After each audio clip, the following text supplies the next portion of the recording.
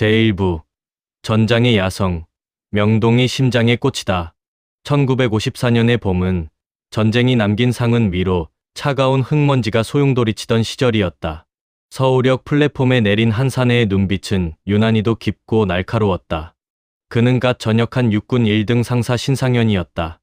지리산 공비토벌 작전에서 맨손으로 적을 제압하며 무공훈장을 받았던 그는 전장에서 다져진 실전 격투술과 죽음을 두려워하지 않는 야성을 품고 있었다. 대구 특무부대 시절 이미 그 일대에 내로라 하는 장사들을 줄줄이 꺾으며 이름을 떨쳤던 그는 더 넓은 세상을 시험하기 위해 대한민국 정치와 경제의 심장부인 서울로 향했다. 그가 처음 발을 디딘 곳은 명동이었다. 당시 명동은 미군 PX에서 흘러나온 달러와 물자가 넘쳐나는 기회의 땅이자 동시에 어둠의 세력들이 이권을 두고 치열하게 다투는 각축장이었다. 신상현은 명동 중앙극장 옆에 작은 거점을 마련하고 자신의 존재감을 드러내기 시작했다.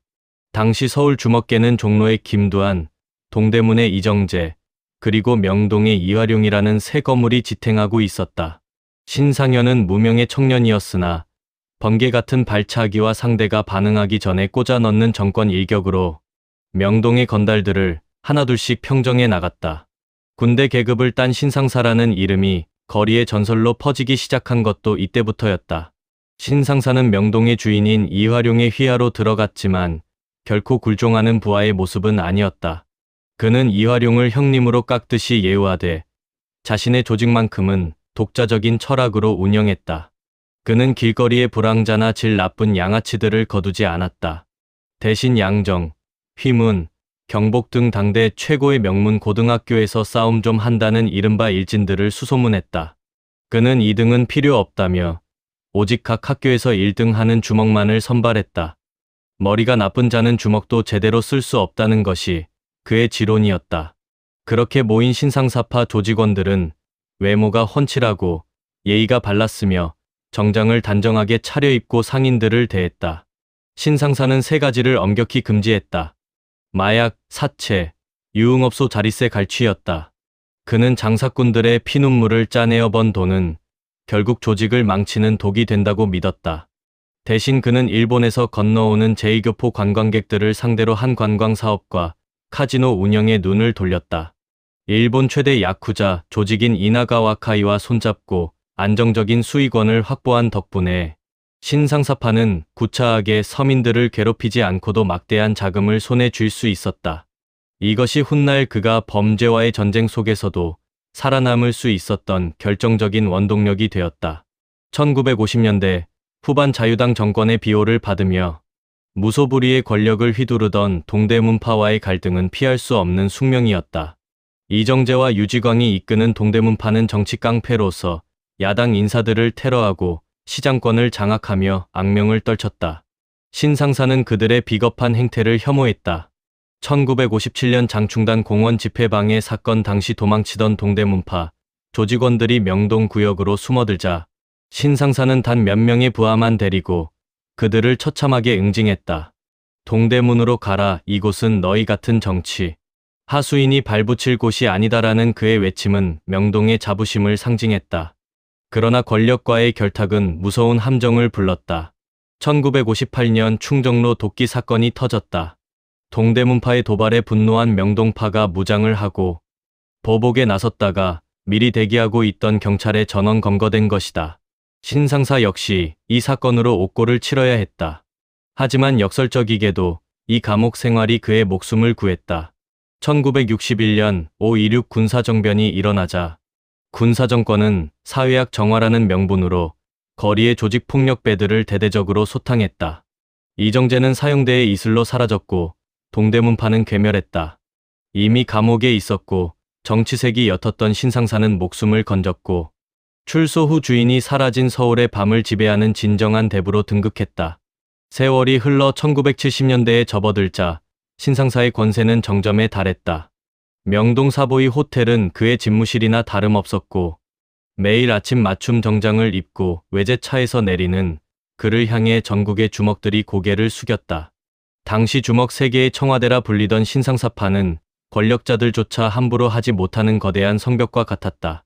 그러나 시대의 공기는 서서히 변하고 있었다.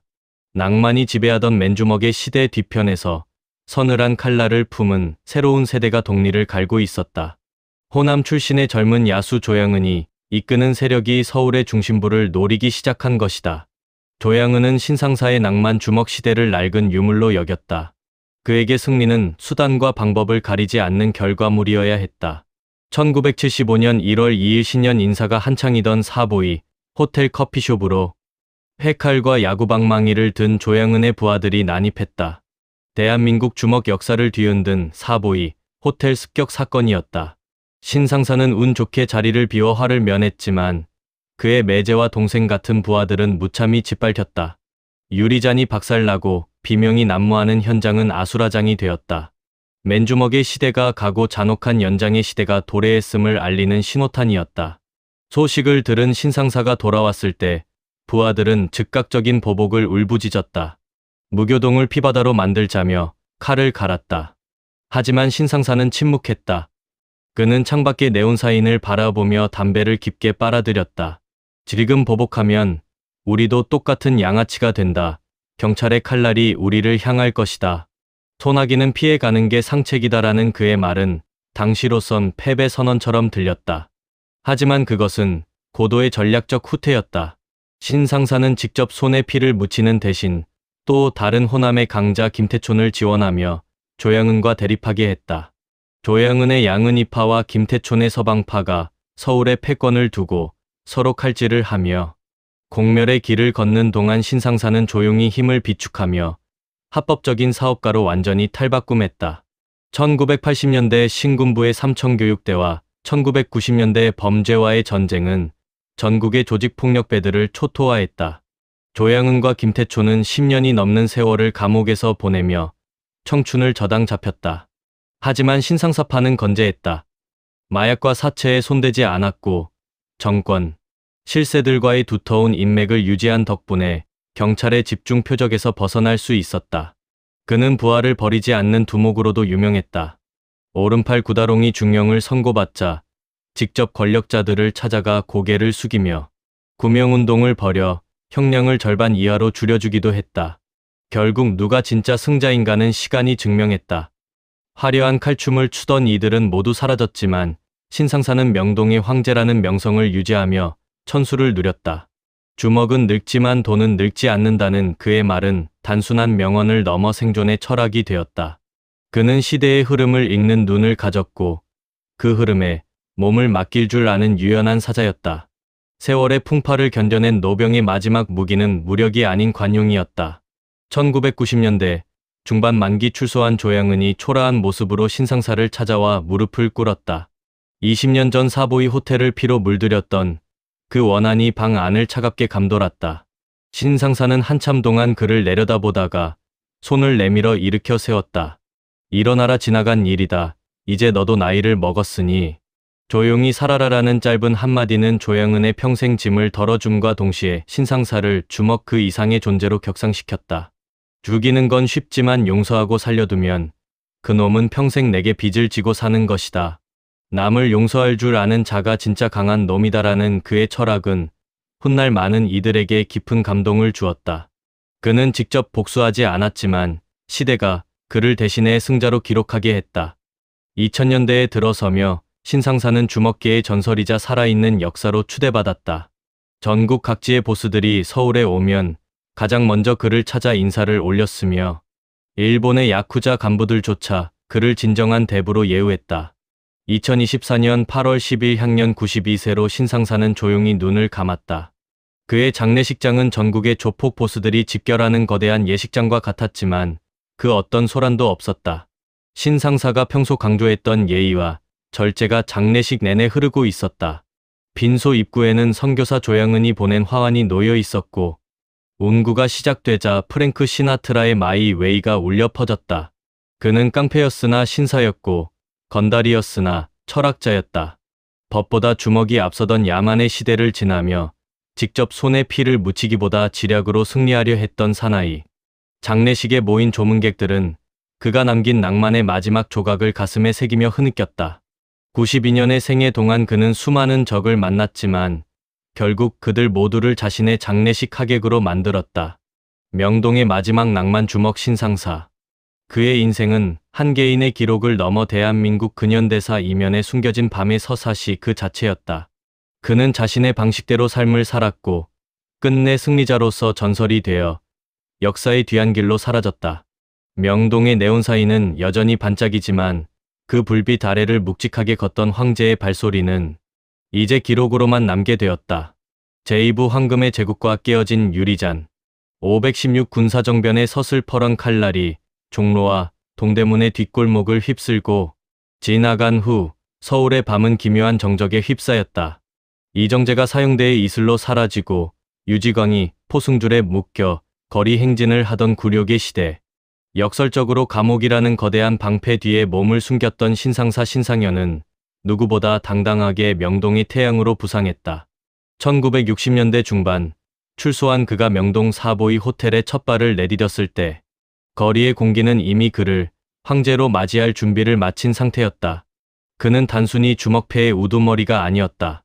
그는 혼란의 시대에 질서를 부여하는 설계자였고 폭력이 아닌 격거으로 군림하는 밤의 귀족이었다. 신상사가 통치하는 명동은 대한민국 경제 성장의 엔진이 내뿜는 열기로 가득 찼다. 명동 성당 아래로 흐르는 달러의 향기와 유행을 선도하는 양복점들, 그리고 그 중심에 우뚝 선 사보이 호텔은 신상사파의 난공불락의 요새였다. 그는 매일 아침 한치의 흐트러짐도 없는 맞춤 정장을 입고 이탈리아제 구두를 신은 채 호텔 로비에 나타났다. 그의 곁에는 그가 직접 선발한 엘리트 주먹들이 그림자처럼 따랐다. 명문고 출신의 명석한 두뇌와 전장에서 다져진 실전, 근육을 겸비한 그들은 시장 상인들의 돈을 갈취하는 양아치들과는 근본부터 달랐다. 신상사는 부하들에게 늘 강조했다. 우리는 깡패가 아니다. 명동의 자존심을 지키는 파수꾼이다. 그의 말 한마디에 명동의 모든 이권이 움직였고 전국에 내로라 하는 보스들은 서울에 발을 들이면 반드시 사보이 호텔 럭키홀에 들러 신상사에게 문안 인사를 올리는 것을 철칙으로 삼았다. 이 시기 신상사의 해안은 국경을 넘었다. 그는 국내의 영세한 유흥업소 자리세에 목매는 대신 일본 야쿠자의 거물들과 손을 잡았다. 일본 최대 조직 이나가 와카이의 간부들은 신상사의 절도 있는 태도와 압도적인 카리스마에 매료되어 그를 형제로 대우했다. 제1교포 관광객들이 명동으로 쏟아져 들어오고 그들이 뿌리는 외화는 고스란히 신상사파의 자금줄이 되었다. 합법과 비합법의 경계선 위에서 그는 카지노와 관광사업을 통해 막대한 부를 축적했다. 권력의 핵심 부와도 긴밀한 유대 관계를 맺으며 그는 밤의 세계를 넘어 정재계에까지 영향력을 뻗치는 거대한 거목이 되어갔다. 그것은 명동 주먹 역사가 기록한 가장 화려하고 풍요로운 낭만의 시대였다. 그러나 영원할 것 같던 황금 제국에도 서늘한 그림자가 드리우기 시작했다. 1970년대 중반 서울의 주먹 지형도는 급격한 지각 변동을 예고하고 있었다.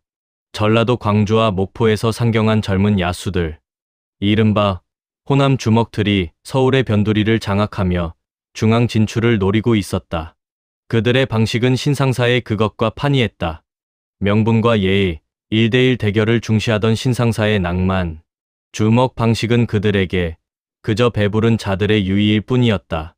특히 광주 출신의 젊은 늑대 조영은은 신상사가 구축한 거대한 성벽을 무너뜨려야만 자신이 전설이 될 수 있음을 본능적으로 깨달았다. 조영은에게 주먹은 대화의 수단이 아니라 사냥의 도구였다. 그는 낭만이 거세된 자리에 차가운 연장의 시대를 소환하고 있었다. 1975년 1월 2일 새해에 들뜬 분위기가 채 가시지 않은 사보이 호텔의 오후는 평화로웠다. 신상사파의 핵심 간부들은 커피숍에 모여 신년 덕담을 나누며 여유를 즐기고 있었다. 하지만 그 평화는 순식간에 산산조각 났다. 호텔 회전문을 밀고 들어온 것은 정장을 차려입은 신사들이 아니라 가죽 점퍼 차림의 회칼과 야구방망이를 든 조양은의 결사대였다. 다 죽여버려. 짧은 고함과 함께 커피숍은 순식간에 지옥으로 변했다. 화려한 샹들리에 아래로 비명이 터져 나왔고 고가의 유리잔들이 박살나며 바닥을 수놓았다. 신상사의 신복들은 갑작스러운 습격에 속수무책으로 당했다. 맨주먹으로 대응하려던 그들의 육체는 조양은 일당이 휘두르는 날카로운 칼날 앞에 무력하게 찢겨나갔다. 운명의 장난이었을까? 그 시각 신상사는 잠시 자리를 비워 화를 면했다. 하지만 그가 돌아왔을 때 마주한 광경은 참혹했다. 자신의 분신과도 같았던 동생들이 피칠갑이 된 채 병원으로 실려가고 명동의 자존심이었던 사보이 호텔은 넉마가 되어 있었다. 부하들은 분노로 몸을 떨며 무교동으로 쳐들어가 조양은의 목을 따오겠다고 울부짖었다. 당장이라도 서울 시내에 대규모 피해 보복이 몰아칠 기세였다. 그러나 거울 앞에 선 신상사의 눈빛은 흔들리지 않았다. 그는 깨진 유리 조각 위로 번지는 붉은 피를 내려다보며 이것이 단순한 습격이 아닌 한 시대의 종언임을 직감했다. 지금 나가면 우리는 승리자가 아니라 그저 광기 어린 살인귀가 될 뿐이다. 신상사는 복수를 갈망하는 부하들을 가로막았다. 그는 알고 있었다.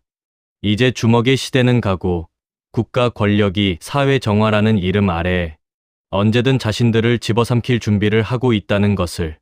그는 조양은의 도발에 맞불을 놓는 대신 깊은 침묵 속으로 침잠했다. 그것은 비겁한 도망이 아니었다. 더 큰 파도를 견뎌내기 위한 노련한 서퍼의 선택이었다.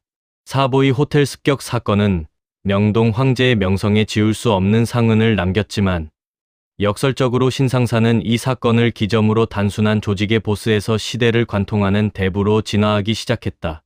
칼을 든 아이들이 서로를 찌르며 파멸해 갈 때 그는 보이지 않는 곳에서 승부의 판을 다시 짜기 시작한 것이다. 제3부 거인의 안식과 낭만의 종언. 사보이 호텔의 유리 파편이 바닥을 뒹굴던 그날 이후 명동의 공기는 이전과 같을 수 없었다. 습격의 소식은 들불처럼 번졌고 거리의 법도는 처참히 짓밟혔다.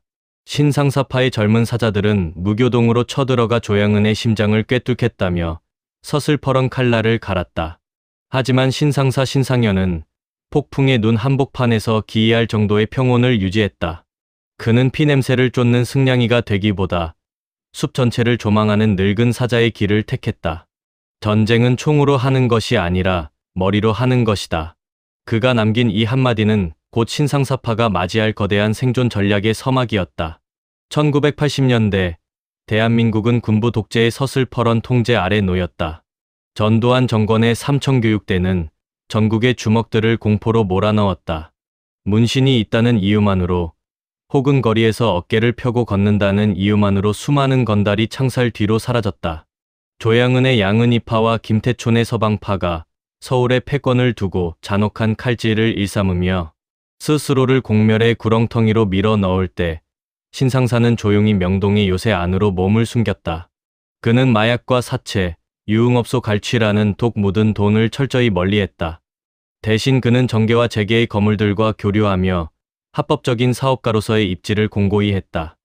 경찰과 검찰의 수사망이 전국의 조직폭력배들을 훑고 지나갈 때도 신상사는 신사적인 기업가라는 방패 뒤에서 건재할 수 있었다. 세월은 흘러 1990년 노태우 대통령의 범죄와의 전쟁 선포는 대한민국 주먹, 역사의 종말을 고하는 장송곡이었다. 기라성 같던 전국의 보수들이 줄줄이 수갑을 차고 매스컴 앞에 고개를 숙였다. 그러나 신상사는 달랐다. 그는 이미 주먹의 세계를 초월한 존재였다. 그는 명동의 상권을 보호하는 대부이자 일본 야쿠자와의 외교를 담당하는 밤의 외교관으로 대접받았다. 그에게는 징역형보다 무서운 명예라는 훈장이 달려 있었다. 그는 부하들에게 늘 주먹은 늙지만 돈과 명예는 늙지 않는다고 가르쳤다. 시대의 흐름을 읽지 못한 자들이 감옥에서 청춘을 저당 잡힐 때 그는 명동 사보이 호텔의 로비에서 여전히 향기로운 커피를 마시며 세상을 관조했다. 그러던 어느 날, 한 시대를 풍미했던 야수, 조양은이 만기 출소 후 신상사를 찾아왔다. 20년 전 사보이 호텔을 피바다로 만들었던 장본인이 백발이 성성해진 노병 앞에 무릎을 꿇은 것이다. 긴장감이 감돌던 방 안에서 신상사는 담배 한 대를 태우며 그를 묵묵히 바라보았다. 복수의 기회는 충분했다. 하지만 신상사의 입에서 나온 말은 예상 밖이었다. 일어나라. 이미 지나간 일이다. 너도 이제 나이를 먹었으니 조용히 살 거라. 그것은 단순한 용서가 아니었다. 자신을 공격했던 적마저 품어 안음으로써 신상사는 스스로를 주먹 그 이상의 전설로 격상시킨 것이다. 살려두면 그는 평생 내게 빚을 지고 사는 것이라는 그의 철학은 낭만이 거세된 현대 사회에 묵직한 울림을 주었다. 2000년대에 들어서며 신상사는 살아있는 신화가 되었다. 매년 그의 생일이면 전국의 전현직 보스들이 명동으로 집결해 대부의 만수무강을 빌었다. 일본이나 동남아시아의 거대 조직 간부들도 한국을 찾으면 가장 먼저 그를 예방하며 경의를 표했다. 그는 법보다 주먹이 가깝던 야만의 시대를 관통하면서도 끝내 자신의 손에 지저분한 피를 묻히지 않고 품격을 지켜낸 유일한 사내였다. 2024년 8월 10일, 향년 92세, 대한민국 주먹 역사의 마지막 페이지를 장식하던 거성이 마침내 졌다. 서울 아산병원에 마련된 그의 빈소에는 정재계 인사는 물론 한때 적이었던 이들까지 모여 흐느꼈다. 장례식은 엄숙했고 그 어떤 소란도 없었다. 고인이 평소 강조했던 절제와 예의가 그곳을 지배했다. 연결식장에 울려 퍼진 프랭크 시나트라의 My Way는 그의 92년 인생을 대변하는 완벽한 선율이었다. 그는 깡패였으나 신사였고 건달이었으나 철학자였다. 시대의 거센 파도 속에서도 자신의 중심을 잃지 않았던 명동의 황제. 그는 죽음으로써 자신의 전설을 완성했고 그가 떠난 명동의 뒷골목에는 이제 낭만이라는 이름의 쓸쓸한 바람만이 머물게 되었다. 명동의 불빛은 오늘 밤도 화려하게 빛나지만 그 불빛 아래를 묵직하게 지탱하던 거인의 발소리는 이제 역사의 뒤안길로 영원히 사라졌다.